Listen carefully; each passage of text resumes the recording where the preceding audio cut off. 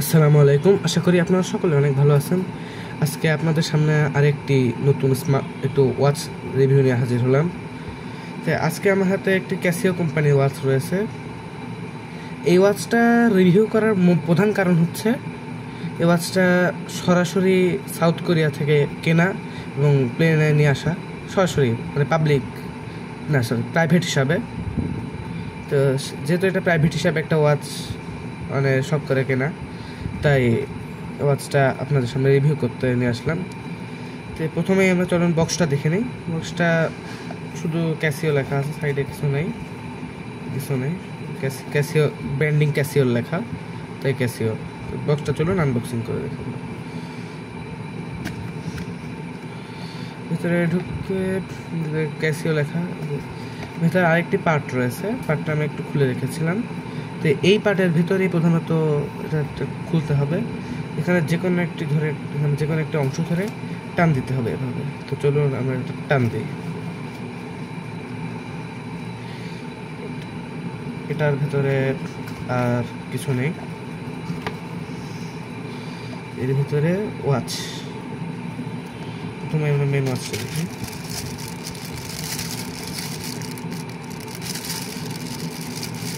এই যে আমাদের মেন ওয়াচটা সাউথ কোরিয়া থেকে আনা, অনেক ভালো কোয়ালিটি ওয়াচ। বাংলাদেশে সেরকমভাবে অ্যাভেলেবল নয়। ওয়াচটা মানে বাঁধা আছে।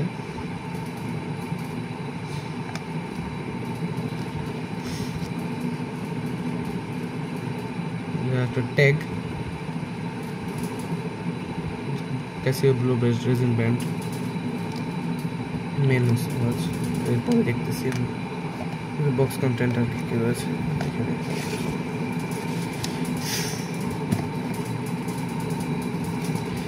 যেহেতু এটা সরাসরি কোরিয়ার থেকে আনানো, তাই ল্যাঙ্গুয়েজ অবশ্যই কোরিয়ান ল্যাঙ্গুয়েজে লেখা থাকবে। তা আমরা তো কোরিয়ান ল্যাঙ্গুয়েজ সেভাবে বুঝতে পারবো না, তাই এটা এখন ট্রান্সলেটর দিয়ে ট্রান্সলেট করে দেখতে হবে। অবশ্যই কোনো গুরুত্বপূর্ণ তথ্য লেখা আছে, তো আমরা এটাই ট্রান্সলেটর দিয়ে একটু ট্রান্সলেট করে দেখবো, পরে ভিডিও শেষে দেখানো হবে। তো এখানে সম্পর্কে 6.1 এটা পরে দেখাচ্ছি। তো এবার দেখি মেন।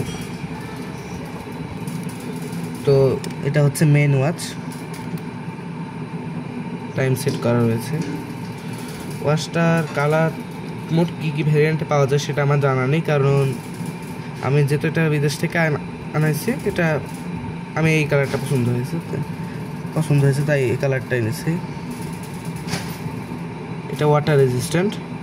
এটা কিছুদিন চায়না, জাপানের, তবে এটা কোরিয়ার থেকে কেনা, সাউথ কোরিয়া। WR বেল্টটা হাতে পরে অনেক আরাম।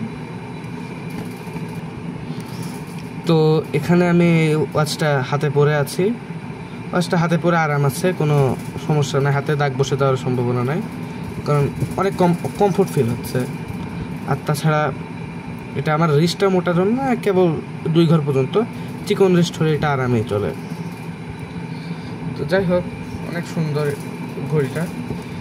আর তাহলে এবার ওই এর ভিতর সাথে যে প্রাইস ট্যাগটা দেওয়া ছিল, প্রাইস ট্যাগে কী লেখা আছে সেটা এবার ট্রান্সলেট করার পালা।